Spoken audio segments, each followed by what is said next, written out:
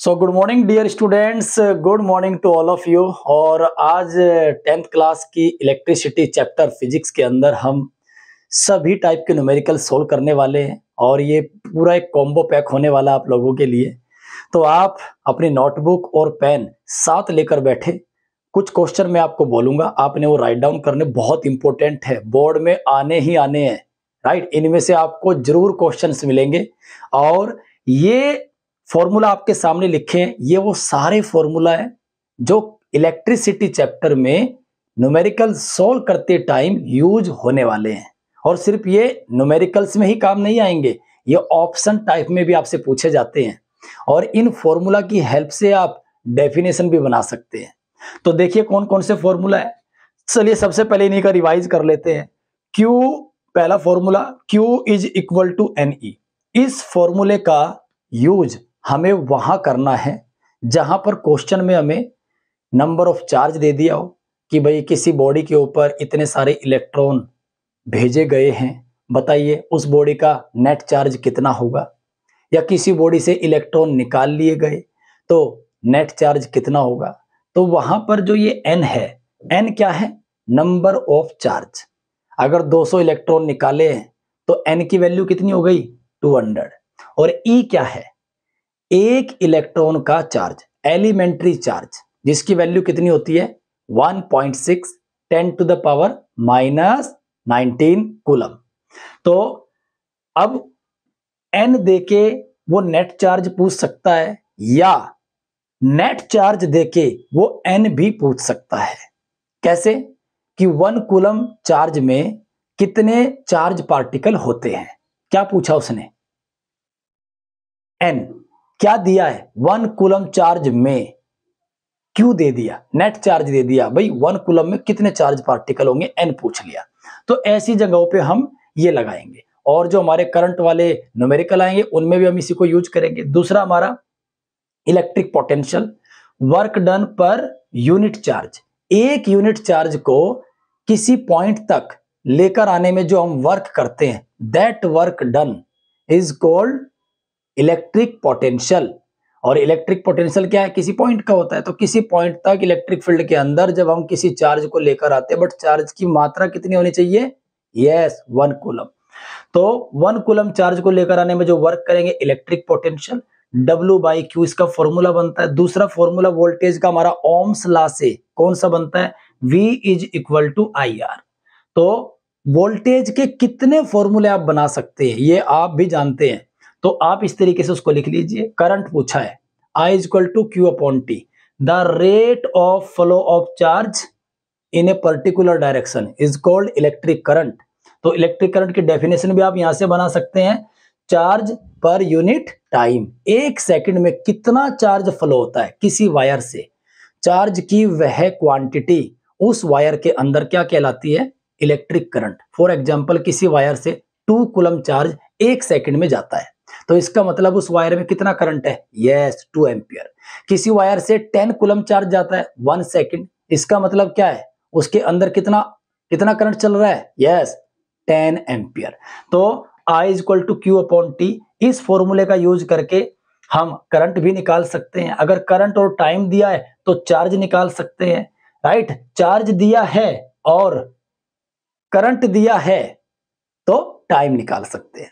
Right, और resistivity, Ohm's law से आगे बढ़ते हैं तो हमारा एक टॉपिक आता है रेजिस्टेंस। वो कौन कौन से फैक्टर जिनके ऊपर रेजिस्टेंस डिपेंड होता है? Length, area. लेंथ के डायरेक्टली प्रोपोर्शनल है भाई साहब, और एरिया के क्या है? Inversely proportional. वायर की लेंथ बढ़ाएंगे रेजिस्टेंस बढ़ जाएगा, वायर की लेंथ घटाएंगे रेजिस्टेंस घट जाएगा। वायर का क्रॉस सेक्शनल एरिया, ये जो मान लीजिए वायर है, ये पूरी वायर है, ये जो एरिया होता है इसे कहते हैं क्रॉस सेक्शनल एरिया। तो इस एरिया के इनवर्सली प्रोपोर्शनल है, मतलब वायर पतली होगी तो रेजिस्टेंस ज्यादा होगा, वायर मोटी होगी तो रेजिस्टेंस कम होगा। और रो क्या है हमारा? Resistivity, specific resistance.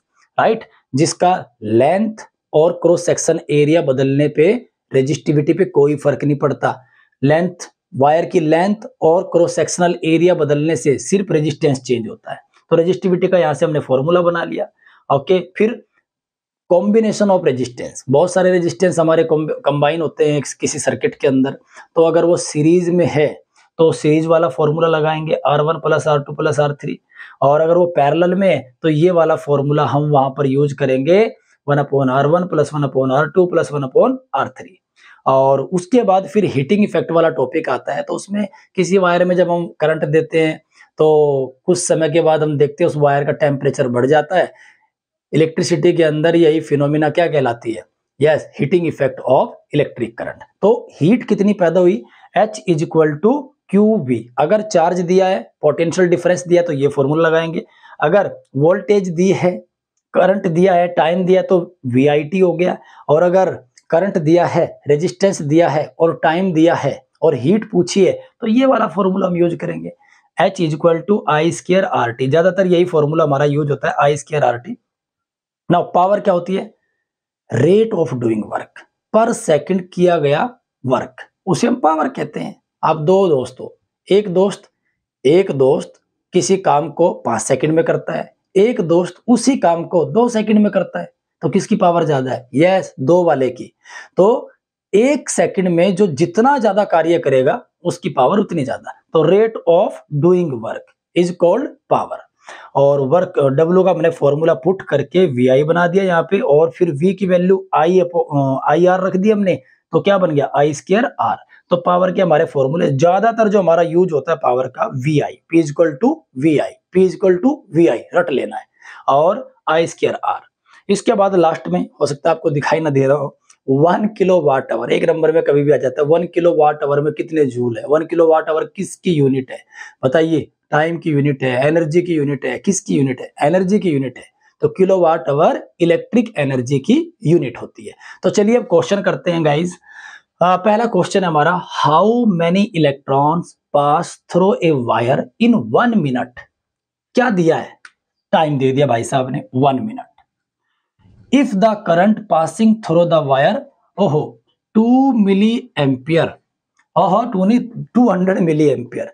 तो दो चीजें दी और क्या पूछा? हाउ मेनी इलेक्ट्रॉन्स, ओहो नंबर ऑफ इलेक्ट्रॉन्स पूछ लिए, n की वैल्यू, n पूछा है, टाइम दिया है और करंट की वैल्यू दी है। तो सबसे पहला स्टेप क्या है? यस, जो गिवन है वो नोट करेंगे।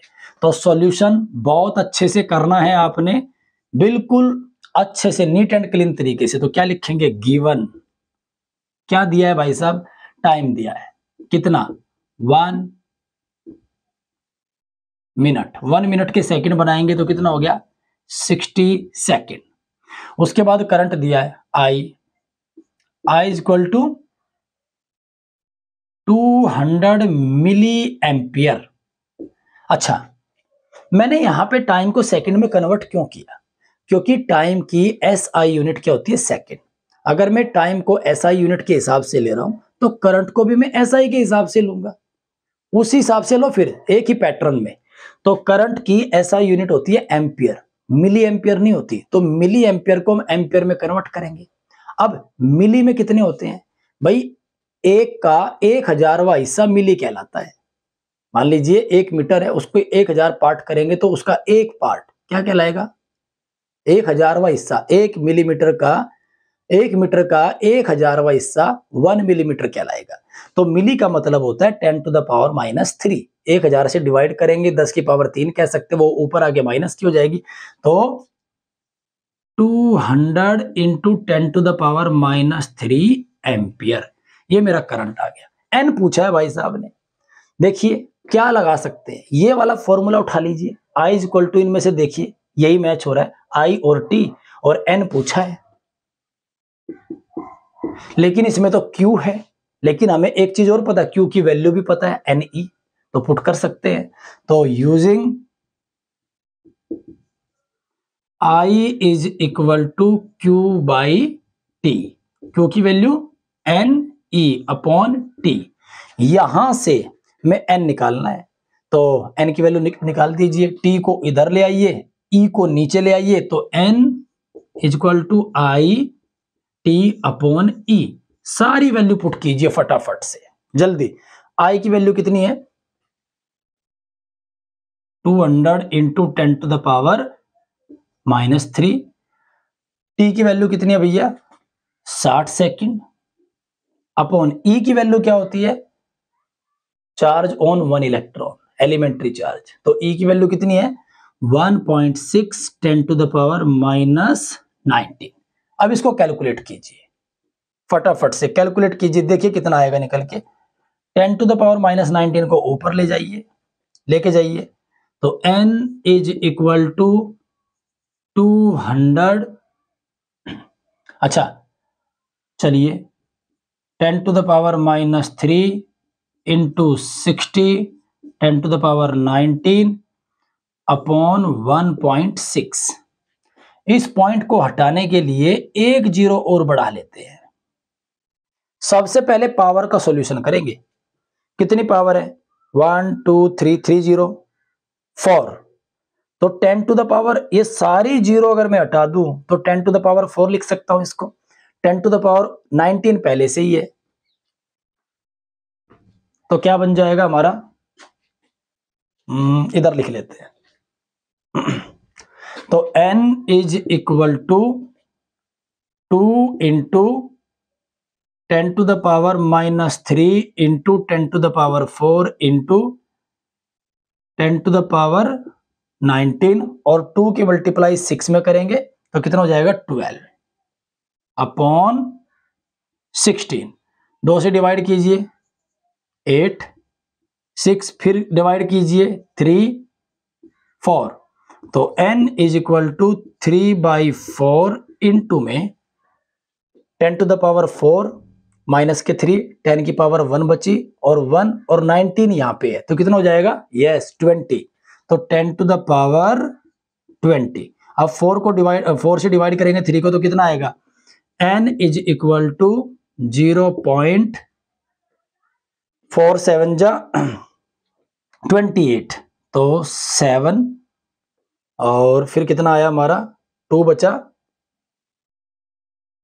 4 5 जा 20, 0.75 इंटू 10 टू द पावर 20। इसको थोड़ी सी इज्जत दे देते हैं, अगर इस पॉइंट को हम यहाँ पे लिखेंगे तो यहाँ से एक पावर कम हो जाएगी, तो n is equal to 7.5 into 10 to the power 19।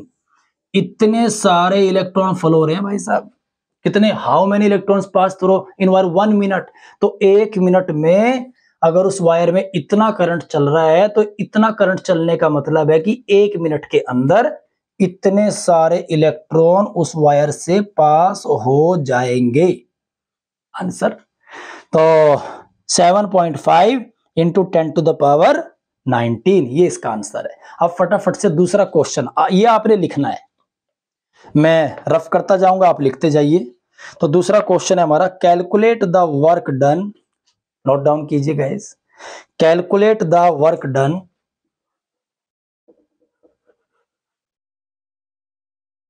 In moving, calculate the work done in moving a charge of 2 coulomb through a potential difference of 5 volt.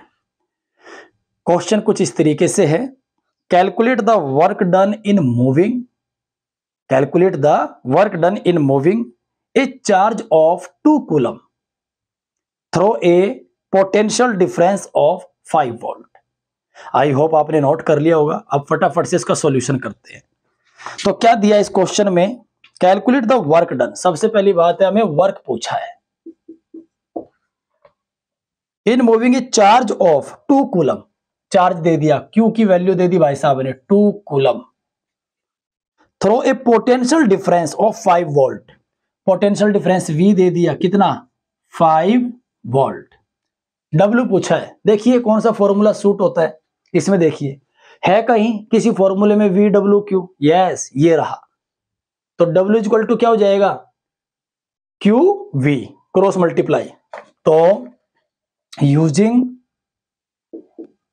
क्या यूज करेंगे, V इक्वल टू W/Q, ये given है हमारे पास, तो W पूछा है भाई साहब ने, तो W equal to V into Q। V की वैल्यू कितनी है 5, Q की वैल्यू कितनी है 2 कूलम। अच्छा यहां माइक्रो कूलम भी हो सकता था, तो क्या करते उसको कूलम में कन्वर्ट करते, क्योंकि चार्ज की यूनिट क्या होती है ऐसा यूनिट कूलम। तो कितना आ गया W is equal to 5 two जा 10 जूल। ये हमारा क्या आ गया इसका आंसर। That's it. तो दूसरा क्वेश्चन हमारा डन। अब तीसरा क्वेश्चन करते हैं फटाफट, नोट कीजिए। चलिए तीसरे क्वेश्चन पे आते हैं।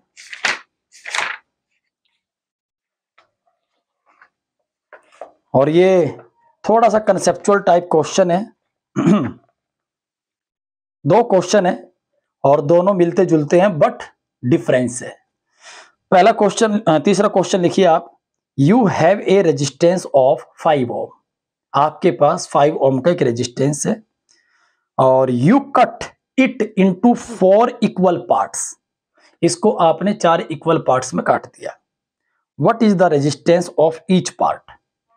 चलिए इसको सोल्व करते हैं फटाफट से। नोट डाउन कर लीजिए। You have a resistance of 5 ओम। आपके पास एक रेजिस्टेंस है 5 ओम का। क्वेश्चन नंबर 3, ये मेरे पास एक वायर है, ओके, और इसकी जो मर्जी लेंथ हो बट इसका रेजिस्टेंस दे दिया भाई साहब ने 5 ओम, ओके, और इसको 4 इक्वल पार्ट में आपने कट कर दिया। 1 2 3 4, 1 2 3 4, 4 इक्वल पार्ट में। You know resistance is directly proportional to length. क्या लिखेंगे, we know that resistance directly proportional to length. Length बढ़ेगी तो मेरा रेजिस्टेंस भी बढ़ेगा, लेंथ घटेगी तो रेजिस्टेंस भी घटेगा। तो क्या लिखा है, सो देयरफॉर सो रेजिस्टेंस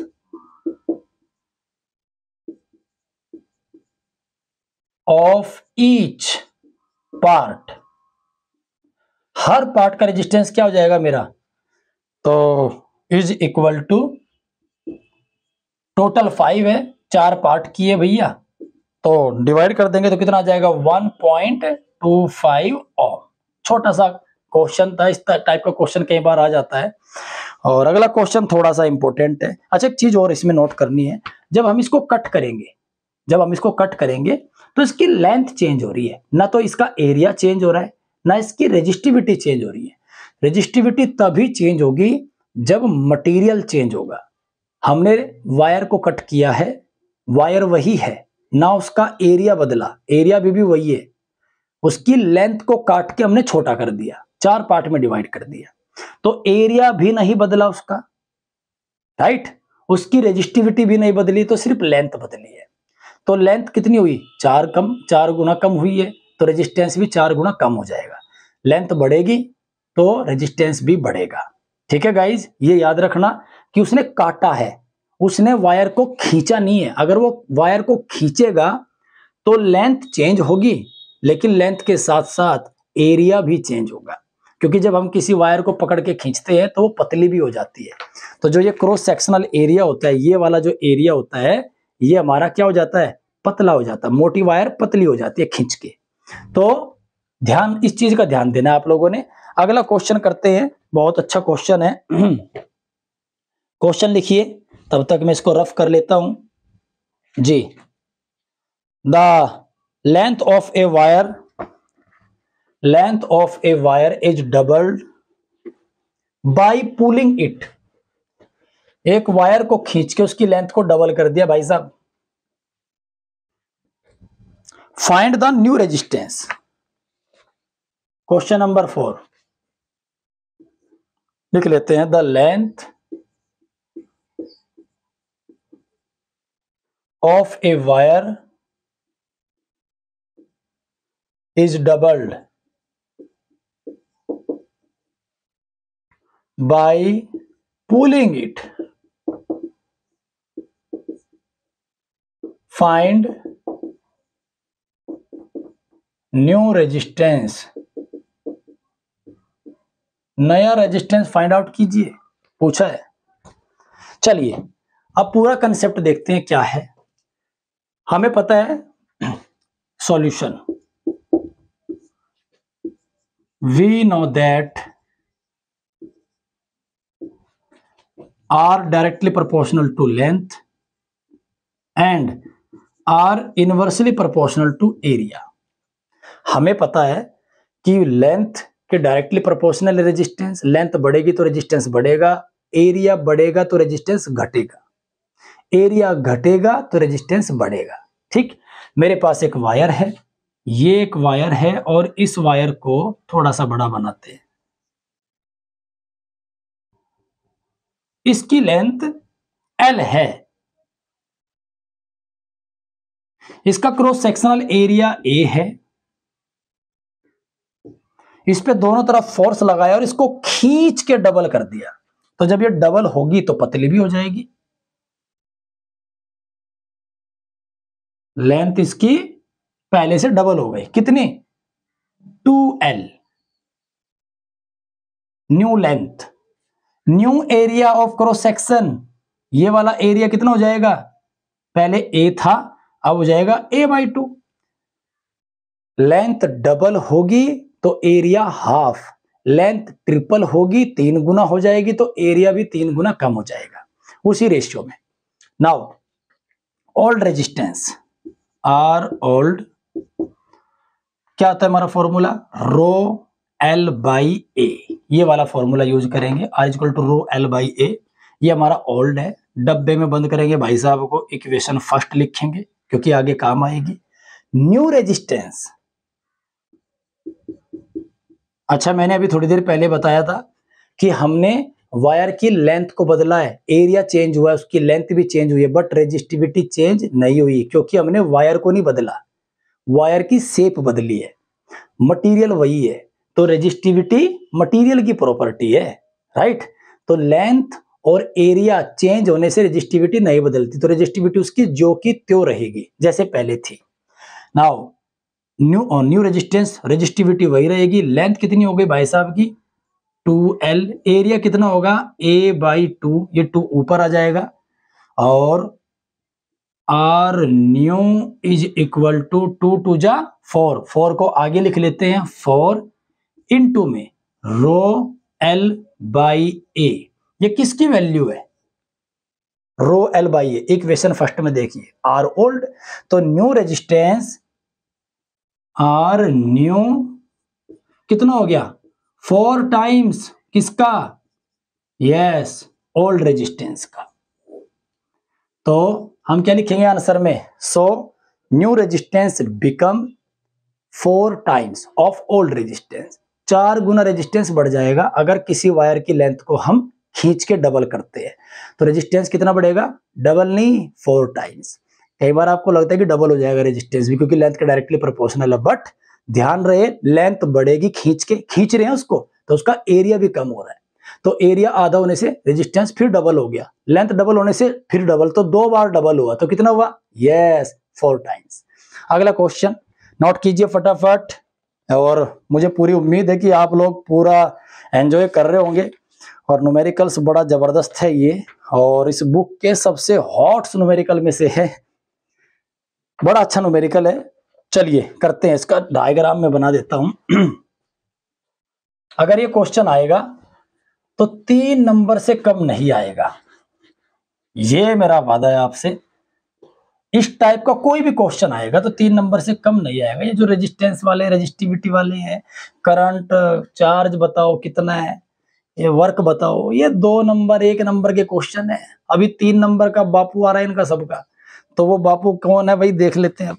ठीक, तो पहले मैं डायग्राम बना देता हूं। पहले क्वेश्चन लिखिए आप, पहले क्वेश्चन लिखिए, what is the reading of ammeter.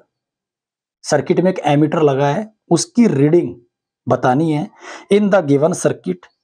2 condition है, पहली कंडीशन है की, जो हमारी की है उसमें के लगी है सर्किट में, अगर वो हमारी ऑफ हो, और दूसरा ऑप्शन क्या है की ऑन हो। चलिए डायग्राम बनाते हैं।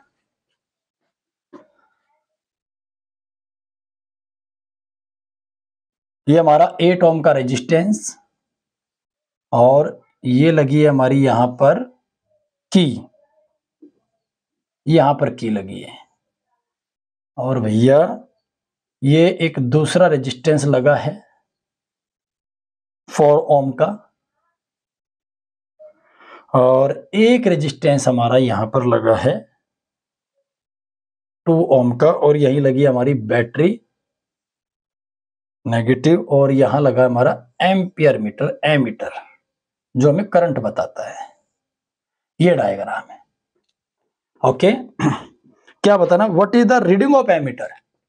एमीटर की रीडिंग का मतलब क्या है रे? चलिए, अच्छा कितने वोल्ट की बैटरी? 9 वोल्ट। रेजिस्टेंस कितना है? 2 ओम। रीडिंग पूछिए भाई साहब ने, ये की है के। पहला क्वेश्चन है, what is reading of ammeter. Ammeter की रीडिंग बतानी है, ठीक है। और कब? पहला ऑप्शन है व्हेन की के ऑफ, जब ये ऑफ है। बी ऑप्शन व्हेन की के ऑन, जब ये ऑन है। दो कंडीशन में। अच्छा, की ऑफ और ऑन होने से क्या होगा, चलिए देखते हैं। की ऑफ का मतलब है की खुली हुई है, मतलब यहां से कोई करंट नहीं चल रहा है। यहां से बैटरी ने करंट भेजा पॉजिटिव से, ठीक, पॉजिटिव से करंट जाएगा, ये करंट ऐसे आया ऐसे गया, और इधर इसको रास्ता नहीं मिला, ये ओपन है। ऑफ का मतलब बंद नहीं है, राइट, कोई करंट पास नहीं हो रहा यहां से। ऑफ का मतलब ये होता है, ऑफ का मतलब ये मत समझ लगे नीचे दबी हुई है। बच्चे यहां कंफ्यूज होते हैं कि ऑफ का मतलब है हमारा सर्किट कट, यहां से की ऊपर उठी हुई है, इसे कहते हैं ऑफ है, राइट। बिजली नहीं पास हो रही है, करंट नहीं जाएगा आगे, इसे कहते हैं ऑफ। तो अब करंट कहां से जाएगा? सारा का सारा करंट मेरा आगे तो जा नहीं सकता क्योंकि सर्किट मिला नहीं इसे जाने के लिए, तो करंट मेरा ऐसे होते हुए निकल गया। ये सर्किट मेरा बना क्योंकि की मेरी ऑफ है। और इस समय एमीटर की रीडिंग, एमीटर की रीडिंग का मतलब क्या है? वो इनडायरेक्टली आपसे करंट पूछ रहा है, क्योंकि एमीटर क्या बताता है? वो आपकी नॉलेज चेक कर रहा है कि एमीटर की रीडिंग का मतलब आप जानते हो भी हो क्या है एमीटर की रीडिंग। एमीटर की रीडिंग है करंट कितना है सर्किट में, क्योंकि एमीटर एक ऐसा डिवाइस है जो करंट मेजर करता है। वोल्टेज नहीं बताएगा एमीटर, वो करंट ही बताएगा। तो वो इनडायरेक्टली आपसे करंट पूछ रहा है रीडिंग के बहाने, वो आपकी इंटेलिजेंस चेक कर रहा है। तो करंट बताना है, आई कितना है, ये निकालना है। कब? जब ये ऑफ है। ऑफ का मतलब उठी हुई है। अब देखिए पूरे सर्किट का रेजिस्टेंस कितना है, total resistance of the circuit. Solution इसका कर रहे हैं जब की ऑफ है, व्हेन की इज ऑफ आप लिखेंगे। तो नेट रेजिस्टेंस, नेट रेजिस्टेंस कितना हो जाएगा हमारा? दोनों सीरीज में है, ए 4 ओम एंड 2 ओम, तो 4 + 2 = 6 ओम। ये हमारा टोटल रेजिस्टेंस आ गया। अब करंट बताना है इस सर्किट में। V कितना है हमारा? 9 वोल्ट। I = क्या होता है? V/R। V की वैल्यू 9 और R की वैल्यू 6, डिवाइड कीजिए, 6 × 1 = 6, 3 बचा, और 6 × 5 = 30, राइट। तो ये आ गया हमारा 1.5 एम्पियर करंट आ गया। पहला केस कंप्लीट, फर्स्ट केस। दूसरे केस में क्या होगा? जैसे हमने की ऑन करने का मतलब है की को हमने प्रेस कर दिया और इसको यहां पे दबा दिया, टच हो गया। अब करंट इधर भी जाएगा और करंट इस की से होते हुए आगे भी बढ़ेगा, आगे भी जाएगा। और लास्ट जब मैंने लेक्चर डाला था मैंने उसमें बताया था कि आपको पहचानना आना चाहिए कि कौन सा रेजिस्टेंस सीरीज में है, कौन सा पैरेलल में है। तो अब देखिए करंट यहां पर इस पॉइंट पर आके दो पार्ट में डिवाइड हो रहा है, आगे भी जा रहा है क्योंकि की ऑन है अब, और ऊपर भी जा रहा है। तो नाउ 4 ओम रेजिस्टेंस ये वाला और ये वाला 8 ओम रेजिस्टेंस दोनों किस में है? यस, पैरेलल, क्योंकि करंट डिवाइड हो रहा है। तो जहां करंट डिवाइड हो वहां से पैरेलल कॉम्बिनेशन हमारा स्टार्ट। तो पहले इनका सॉल्यूशन करेंगे, इनको एक करेंगे, इनका कॉम्बिनेशन निकालेंगे कितना बनेगा, राइट। तो 8 ohm and 4 ohm. Second case, when key is on then current also passed through 8 ohm resistance। इस रेजिस्टेंस से भी हमारा करंट पास होगा, कब, जबकि ऑन है। तो now 8 ohm and 4 ohm in parallel.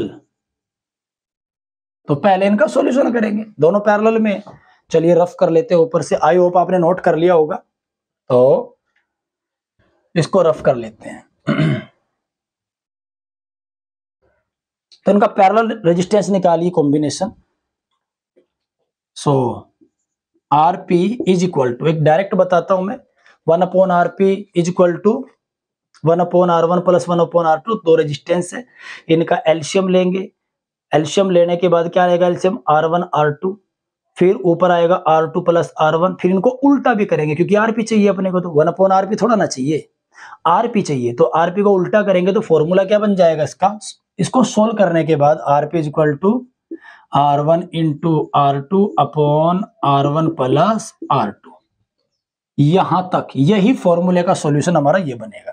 तो R1 कितना है हमारा 8, R2 कितना है 4, नीचे दोनों का सम 8 प्लस 4, तो कितना आ गया, दोनों का रेजिस्टेंस 8 4 जा 32 अपॉन 8 और 4 भैया 12। तो 12 से इसको डिवाइड करेंगे तो कितना आएगा बताइए, 2 बार चलेगा हमारा 24, और ये 8 बचा 12 6 72, कितना बचा फिर 8, तो 2.66 ये हमारा क्या आ गया, रेजिस्टेंस आ गया 2.66। और अगर आप चाहे, क्योंकि आगे भी कैलकुलेट करना है, तो अब इसको डिवाइड ना करें ज्यादा बेटर रहेगा। अब इसको पॉइंटों में कैलकुलेट नहीं करना है आपने, ये क्योंकि आगे भी रेजिस्टेंस है उसको भी ऐड करना है साथ में। तो अभी आप इसको सिर्फ काटे और डिवाइड में ही रखें, राइट। तो इसको डिवाइड कर लेते हैं, 4 से डिवाइड कर लेते हैं क्योंकि दोनों कट जाएंगे। 4 से 32 कटेगा 8 टाइम्स, और 12 कितने टाइम कटेगा हमारा 4 तिया 12, 4 8 32, 8/3 ओम।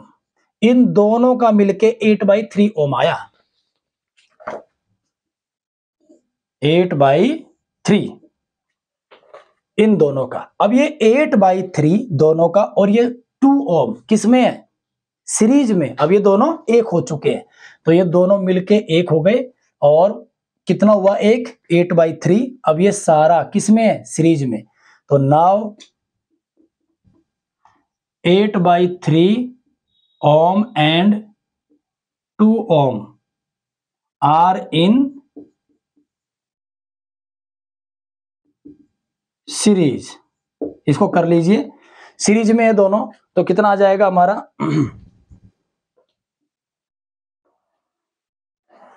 नेट रेजिस्टेंस, इक्विवेलेंट रेजिस्टेंस पूरे सर्किट का। तो R S is equal to 8/3 plus 2 ohm, कितना आ जाएगा, एलसीएम लीजिए 3, 8 प्लस 6 कितना आ गया भैया 14/3 ओम। ये हमारा नेट रेजिस्टेंस आ गया 14/3 ओम। ठीक है गाइस, अब क्या करेंगे, करंट निकालेंगे। तो करंट निकालिए, I इज इक्वल टू क्या होता है V/R। I की वैल्यू V कितना है हमारा 9/R की वैल्यू 14/3 ऊपर आ जाएगा। तो अब इसको कैलकुलेट कीजिए, आंसर आ गया। तो 27/14, तो 27/14 करेंगे तो आएगा 1.93 एम्पियर। तो पहले केस में हमारा आंसर आया था करंट का 1.5 एम्पियर, जबकि हमारी ओपन थी, ऑफ थी। जबकि हमने दबाई तो इसकी रीडिंग कितनी आ रही है? 1.93 एम्पियर। सोचो, पहले करंट कम था, अब करंट ज्यादा है। तो इससे एक आइडिया लगा सकते हो आप कि मैंने सर्किट बढ़ाया पैरेलल में, तो पैरेलल में जब रेजिस्टेंस बढ़ता है तो करंट बढ़ेगा। सीरीज में रेजिस्टेंस बढ़ेगा, सीरीज में अगर रेजिस्टेंस है सारे तो करंट हमारा घटेगा। तो पैरेलल में है तो करंट बढ़ेगा, सीरीज में रेजिस्टेंस है तो घटेगा। चलिए, ये हमारा हो गया। अब एक क्वेश्चन और कर लेते हैं लास्ट, और ये क्वेश्चन बहुत इंपॉर्टेंट है।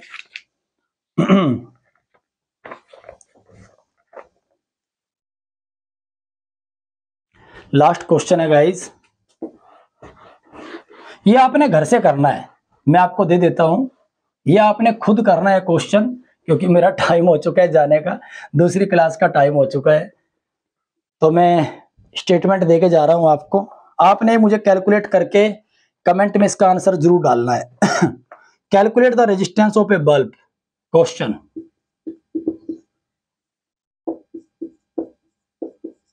Calculate the resistance of a bulb 100 watt, 220 volt. What is the current flowing in the bulb when connected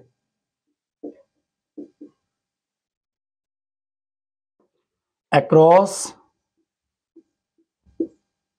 a potential difference of 220 volt? Calculate the resistance of a bulb rated और लिख लीजिए यहां पे, rated 100 what का bulb है, 220 volt. What is the current flowing in the bulb when connected across a potential difference 220 volt. 220 volt इसकी voltage है, bulb का जो पावर है 100 वोट का है, तो उसमें क्या निकालना है? करंट निकालना है, कितना चल रहा है। ये आपने क्वेश्चन करके इसका आंसर, इसकी फोटो कमेंट बॉक्स में पोस्ट करनी है। आंसर पोस्ट कर सकते हैं, फोटो कर सकते हैं, और फिजिक्स 10th क्लास से रिलेटेड जो भी आप चाहते हैं कि कौन से न्यूमेरिकल आपको चाहिए, कौन सा टॉपिक में आपको दिक्कत आ रही है, तो आप कमेंट बॉक्स में लिखिए। मैं पूरी कोशिश करूंगा समय निकालकर वीडियो बनाने की और अपलोड करने की। So thank you guys, God bless you.